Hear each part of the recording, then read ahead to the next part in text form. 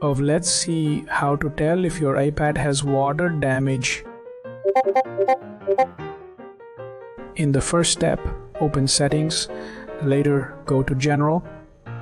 After that, choose About. In the next step, open Settings. After that, go to Display and Brightness. Then move Brightness bar. In the next step, play any video or audio. Next, notice if there are odd noises. Then check if the sound is muffled or low.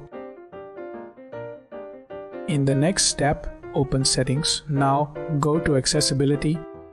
Then choose Touch. In the next step, hold the iPad for a while. Now check for unexpected heat. Now see if it becomes too warm. You are good to go.